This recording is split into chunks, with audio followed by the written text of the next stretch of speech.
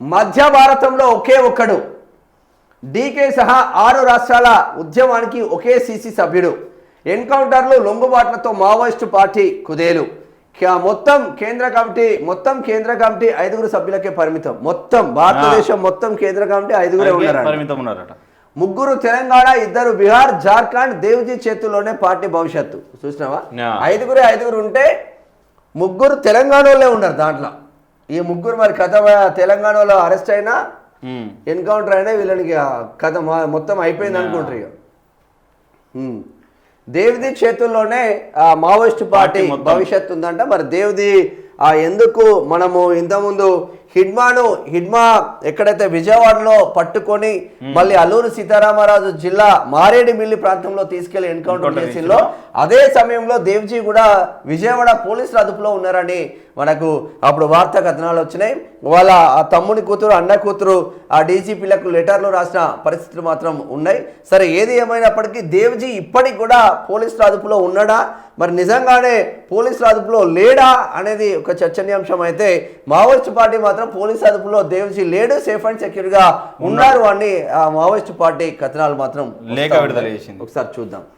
Operation కగార్లో భాగంగా వరుస ఎన్కౌంటర్తో Maoist party బలహీనపడింది. ఓవైపు ఎదురుకాల్పులో పార్టీ ప్రధాన కార్యదర్శి బసవరాజు ఆలియాస్ నంబాల కేశవరావు, సీసీ సభ్యుడు కట్టా రామచంద్రారెడ్డితో పాటు సీసీ మెంబర్ కట్టా రామచంద్రారెడ్డి చనిపోయిన తర్వాతనే మన గాథ ఇన్నన్న అక్కడికి పోయిండు. కట్టా రామచంద్రారెడ్డి చనిపోయిన తర్వాత గాథ ఇన్నన్న అక్కడికి పోయి ఈ ఆషన్న మల్లోజుల వేణుగోపాల్ చేసిన అన్యాయం మావోయిస్టు పార్టీకి ఉంది, వాళ్ళు ఏమంటే ఇంతమంది చచ్చిపోతున్నారని పట్టు తిట్టి అటు ఆవేశంగా అమిత్ షాను ఇక ఈ హిందూ సమాజాన్ని మొత్తం తిట్టుడుతోనే ఇక దేశ వ్యతిరేకంగా పనిచేస్తున్నారని కేసులు పెట్టి చట్టాలు పెట్టేసి లోపలిస్తున్న పరిస్థితి. ఆయన అంతిమయాత్ర కోయే. సీసీ సభ్యుడు కట్టా రామచంద్రారెడ్డితో పాటు CC member, military chief Madvi Hidma తదితర అగ్రనేతలు చనిపోవడంతో పార్టీకి తీవ్ర నష్టం వాటిల్లింది. మరోవైపు సీసీ సభ్యులు మల్లోజుల వేణుగోపాల్ ఆలియాస్ సోను, తక్కెళ్లపల్లి వాసుదేవరావు ఆలియాస్ ఆషన్న పెద్ద ఎత్తున తమ అనుచరులతో కలిసి ఆయుధాలు వదిలి లొంగిపోవడంతో పార్టీ పూర్తిగా కుదేలైంది. ఈ క్రమంలో ఒడిశాలోని కందమూల్ జిల్లాలో తాజాగా జరిగిన ఎన్కౌంటర్లో కేంద్ర కమిటీ సభ్యుడు పాక హనుమంత్ ఆలియాస్ గణేష్ సైతం ప్రాణాలు నిన్న వార్త వచ్చింది. గణేష్ది వార్త వచ్చింది. ఇక్కడ నల్గొండ ఆ జిల్లా చెండూరు మండలం గణేష్ది సైతం ప్రాణాలు కోల్పోయారు. దీంతో ప్రస్తుతం మావోయిస్టు పార్టీ కేంద్ర కమిటీలో 5 మిగిలారు. వీరిలో ముప్పాళ్ళ లక్ష్మణరావు ఆలియాస్ గణపతి, మల్లా రాజిరెడ్డి ఆలియాస్ సంగ్రామ్. రాజిరెడ్డి మరి ఇంకా బయటకైతే రాలేదు. ఇప్పటికే ఏజ్ ఉంటుంది. మన కాసిం సార్ వల్ల మామ ప్రొఫెసర్ ఉస్మానియా ప్రిన్సిపాల్ ఉన్నాడు కదా, ఉస్మానియా ప్రిన్సిపాల్ కాసిం సార్ ఉన్నాడు కదా, కాసిం సార్ వల్ల మామ. ఇంతవరకు చూడలేదంట ఆయన కూడా ఇంతవరకు.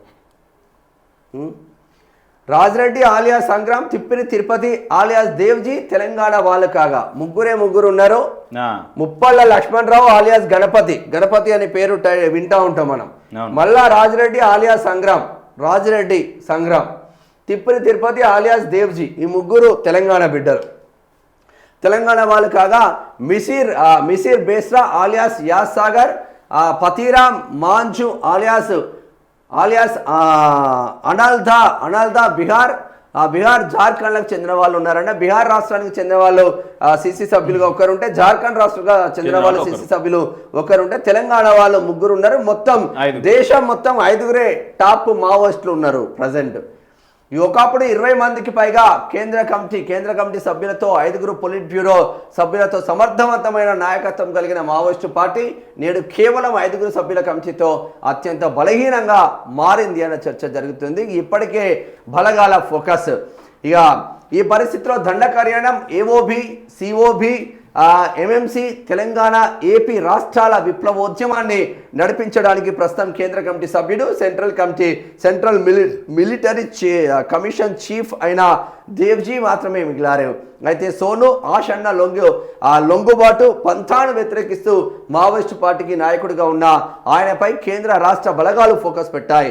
విజయవాడలో అరెస్ట్ అయి మావోయిస్టులో దేవ్జీ గార్డులు ఉన్న నేపథ్యంలో ఆయనను కూడా పోలీసులు అరెస్టు చేశారనే ప్రచారం జరిగింది. అయితే ఆయన సేఫ్గానే ఉన్నారని దండకరణ్యంలోనే ఉన్నారని తదుపరి వెలువడిన మావోయిస్టు పార్టీ ప్రకటనలు స్పష్టం చేస్తుంది. మరి ఓ విధంగా చెప్పుకోవాలంటే వీళ్ళే గ్రేట్ అనిపిస్తుంది. ఎందుకంటే వందల వేల మంది బలగాలు పెట్టి మోరించి ఛత్తీస్గఢ్ అడవులను మొత్తం అంటే భారతదేశంలో ఉన్న అడవులను మొత్తం జల్లెడ పట్టినా కూడా దేవ్జీ దొరుకుతలేదంటే ఒక్కడి కోసం కొన్ని వేల మంది బలగాలు సర్చ్ ఆపరేషన్స్ వాళ్ళ దగ్గర ఉన్న టెక్నాలజీని యూజ్ చేసినా కూడా దేవ్జీ దొరకట్లేదు. మరి ఏం తింటుండు దేవ్జీ, ఎట్లా బతుకుతుండ్రు, ఎట్లా ముందుకు వెళ్తున్నారని ఎవరికి అర్థం కాని ఆ ప్రశ్న.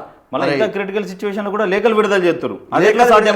లేఖలు విడుదల చేస్తున్న ఒకటి ఇప్పుడు ఏదైతే కేంద్ర ప్రభుత్వం టార్గెట్ చేసుకున్నదో 2026 మార్చి 31 కల్లా కథం పట్టిస్తానంటే మరి ఇంకా 3 నెలలే టైం ఉన్నది.